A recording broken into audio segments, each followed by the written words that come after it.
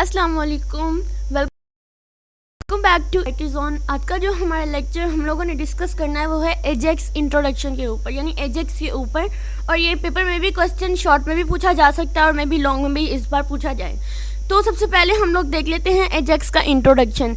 AjAX is a developers dream because you can read data from a web server after the page has loaded, update a web page without reloading the page, send data to the web browser in the background. ठीक है, तो सबसे पहले मैं आप लोगों को एक सिंपल सी एग्जांपल से देकर बताती हूँ।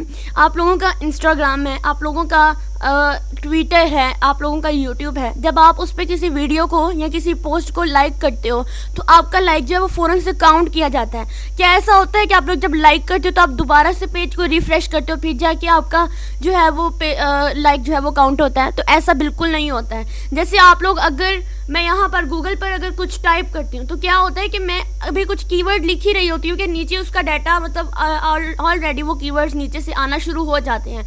तो क्या मुझे पेज को रीलोड करके ही बताना होता है कि हाँ तुम यहाँ पर ये आओ, तुम यहाँ पर ये आओ? ऐसा कुछ नहीं होता।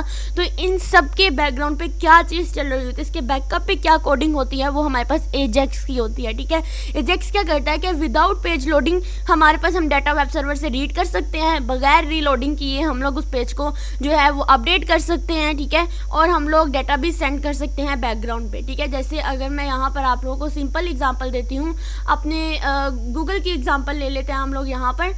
तो सिंपल तरीके से क्या होगा कि अगर मैं यहाँ पे कुछ भी टाइप करती हूँ, फॉर एग्जांपल मैं यहाँ पे AjAX ही लिखती हूँ, तो आप लोग देखिए कि नीचे ये जो मेरे पास ये चीज़ें आई जा रही हैं, क्या ये मैं खुद कह रही हूँ कि तुम लोग आओ? नहीं, बल्कि मैं यहाँ पर कीवर्ड दे रही हूँ। तो AjAX की कोडिंग की वजह से ये नीचे सारे के सारे जो है ना वो मुझे जो है वो शो हो रहे हैं। ठीक है, जैसे अगर मैं यहाँ पर कुछ भी टाइप करती हूँ, फॉर एग्जांपल मैं यहाँ पर अगर एप्पल लिख देती हूँ, तो आप लोग देखें कि नीचे वो कितना कुछ आता जा रहा है। ठीक है, तो ये होता है हमारे पास AjAX का बैकग्राउंड पे काम क्या होता है, AjAX का यूज़ हम लोग किस लिए करते हैं। ठीक है, देखो मैंने इस पेज को एक ही बार लोड किया, मैं अपने गूगल पर एक ही बार गई हूँ, क्या मुझे बार बार ऊपर रिफ्रेश करने की ज़रूरत पड़ी? बिल्कुल भी नहीं, क्योंकि इसके बैकग्राउंड पे AjAX की कोडिंग है। ठीक है, AjAX हमारे पास बेसिकली क्या है? AjAX stand for the asynchronous JavaScript and XML। ठीक है, यानी A stand for the asynchronous, G stand for the JavaScript, A stand for the and X stand for the XML। ये हमारे पास कोई प्रोग्रामिंग लैंग्वेज नहीं है कि हम स्पेशल प्रोग्राम लिखेंगे ये वो, बल्कि it's a combination of the XML HTTP request, यानी जो हम लोगों ने रिक्वेस्ट भेजनी होती है अपने वेब सर्वर को, और जावास्क्रिप्ट एंड HTML डूम। इसके अंदर जावास्क्रिप्ट, HTML और XML लैंग्वेजेस का कॉम्बिनेशन यूज़ होता है इस प्रोग्रामिंग को करने के लिए। ठीक है, अब यहाँ पर HTML का यूज़ हम लोग क्यों करते हैं इस AjAX के अंदर? क्योंकि हमें हमारा इंटरफेस चाहिए होता है। जावास्क्रिप्ट का यूज़ क्यों करते हैं? क्योंकि हमें इसके अंदर क्या चाहिए होता है? हमें अपने एक्शन, हमें अपने इवेंट्स चाहिए होते हैं। XML का यूज़ क्यों करते हैं? कि हम लोग खुद के जो कोडिंग है ना वो कर सकें। ठीक है, लेकिन यहाँ पर XML HTTP रिक्वेस्ट का यूज़ होता है। ये क्या करता है कि ये वेब सर्वर को रिक्वेस्ट भेजता है। अब हम नीचे पढ़ते हैं कि हमारा AjAX जो है वो काम कैसे करता है। तो ये सिंपल सी डायग्राम से अंडरस्टैंड करना आप लोगों के लिए बहुत ईजी हो जाएगा। अब मान लीजिए कि हमारे पास यहाँ पे दो ब्राउज़र्स हैं और यहाँ पे एक सर्वर है, और इन दोनों के दरमियान में क्या है? इंटरनेट है। ब्राउज़र क्या है? गूगल है। ठीक है, ये गूगल क्या है? ये एक मेरे पास ब्राउज़र है। अब मैंने इस पर कुछ भी टाइप किया तो क्या होगा कि ये चीज़ इंटरनेट के थ्रू जो है, यानी मैंने कोई ना कोई इवेंट यहाँ पे अकर होता है, यहाँ पे जो रिक्वेस्ट भेजनी है वो XML HTTP request object create होगा, और फिर ये HTTP रिक्वेस्ट चली जाएगी मेरे सर्वर के पास। सर्वर क्या करेगा? उस रिक्वेस्ट को एक्सेप्ट करेगा और फिर उस पर कोई ना कोई रिस्पॉन्स जनरेट करेगा। अब सिंपल एग्जांपल ले लेते हैं व्हाट्सएप की। अगर मैंने किसी को मैसेज सेंड करना है तो मैं क्या करती हूँ कि मैं सिंपल उसको मैसेज जो है वो, यानी कोई ना कोई इवेंट तो मेरी तरफ से ही अकर होना होता है, मैंने उसे मैसेज सेंड करना होता है, मैं उसको कोई ना कोई रिक्वेस्ट कर रही होती हूँ। तो जैसे ही मैसेज इंटरनेट के थ्रू ही वहाँ पर पहुँचता है ना, तो जैसे ही वो वहाँ पर गया तो उसने क्या किया अगले ने कि मेरा मैसेज को देखा और उस पर रिस्पॉन्स क्रिएट किया। ठीक है, उसने कोई ना कोई रिस्पॉन्स क्रिएट किया। तो आप इसी तरह से कह लें कि ब्राउज़र है, उसने रिक्वेस्ट जनरेट की, इंटरनेट के थ्रू वो सर्वर के पास गया, सर्वर ने उसके ऊपर प्रोसेसिंग की, उसके ऊपर उसने जो भी रिक्वेस्ट आई थी उसी तरह उसने रिस्पॉन्स क्रिएट किया, और वापस से उसने ये इंटरनेट के थ्रू वापस से वो रिस्पॉन्स जो है ना वो अपने ब्राउज़र तक सेंड कर दिया। ठीक है, तो ब्राउज़र तक सेंड कर दिया। Process the return data using the JavaScript का यूज़ करते हुए, अपडेट पेज कंटेंट। तो यहाँ पर क्या हमें पेज को बार बार रीलोड करने की ज़रूरत पड़ी? नहीं। जब आप व्हाट्सएप पे मैसेज करते हैं तो जब हमें रिस्पॉन्स आ रहा होता है तो क्या हम दोबारा से व्हाट्सएप बंद करके ऑन करते हैं? नहीं, हमें तो फ़ौरन से रिस्पॉन्स आ रहा होता है ना, तो एट द टाइम ही हम लोग मैसेज को देख रहे होते हैं। अगर हम उसको बंद करके भी देखें तब भी ऐसा होता है। तो इन सब के पीछे जो कोडिंग यूज़ होती है ना वो AjAX होती है, और AjAX combination of the different programming languages, different coding, जैसे हमारे पास डिफरेंट मार्कअप लैंग्वेजेस कह सकते हैं, ठीक है।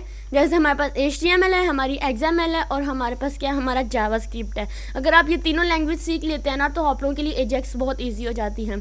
लेकिन बेसिक काम क्या है AjAX का, कि AjAX के लिए हमें लोकल सर्वर की भी ज़रूरत पड़ती है। हम यहाँ पे इन वीडियोस के अंदर सिर्फ डिस्कस करेंगे AjAX को, क्योंकि अभी हमारे पास हमारा कोई लोकल सर्वर नहीं है, तो उसको कैसे क्रिएट करेंगे वो भी हम लोग प्रैक्टिकल में ही, इसकी जब प्रैक्टिकल सेशन स्टार्ट करेंगे तो उसके अंदर हम लोग इसको करेंगे, ठीक है।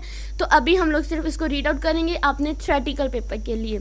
उसके बाद यहाँ पर ये जो मैंने डायग्राम बताई, यहाँ पर उसके प्रोसेस लिखे हुए हैं कि हुआ क्या।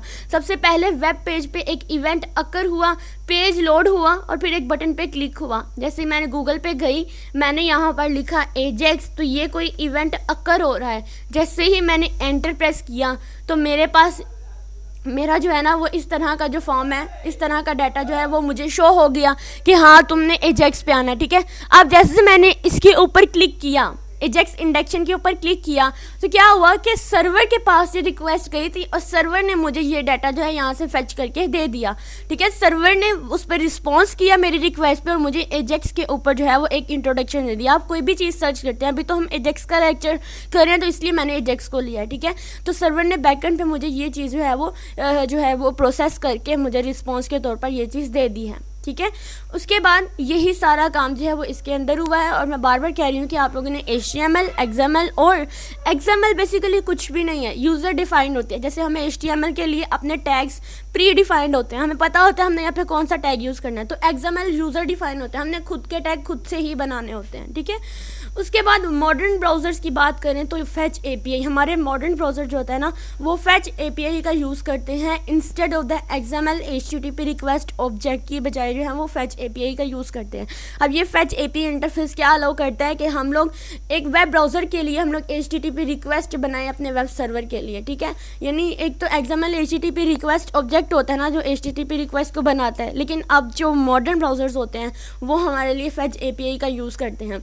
If you use the XML object fetch can be do the same in similarly, अगर हम लोग इसका भी यूज़ करते हैं तब भी हमारा फेच जो है वो भी यही काम करता है, ठीक है। अब AjAX the XML HTTP request object क्या होता है, बेसिकली इसके कुछ माइलस्टोन्स कह लें या की स्टोन्स होते हैं जिनको हमें याद रखना है। सबसे पहले क्या करना है, हमें क्रिएट करनी है एक XML HTTP रिक्वेस्ट ऑब्जेक्ट को क्रिएट करना है। उसके बाद हमें कॉल बैक फंक्शन का यूज़ करना है। देन हमें ओपन करनी है XML HTTP रिक्वेस्ट ऑब्जेक्ट को, और वो कौन करेगा, वो सर्वर ही करेगा। और फिर हमने क्या करना है, सेंड रिक्वेस्ट कर देनी है सर्वर को, ठीक है। तो हमारी जो XML HTTP रिक्वेस्ट ऑब्जेक्ट है वो कैसे क्रिएट होता है, बेसिकली यहाँ पर उसकी क्रिएशन के लिए हम लोगों ने ये चीज़ देख लेनी, इसका सिंटैक्स देख लेते हैं। तो सबसे पहले हमने एक वेरिएबल लेना है और इसके अंदर हमने ये चीज़ जो है वो बना देनी, यानी हमने इसका ये एक फंक्शन कॉल करा लिया जो कि हमारे पास XML HTTP रिक्वेस्ट के नाम से और न्यू कीवर्ड के साथ, जो कि न्यू मेमोरी एलोकेट करेगा।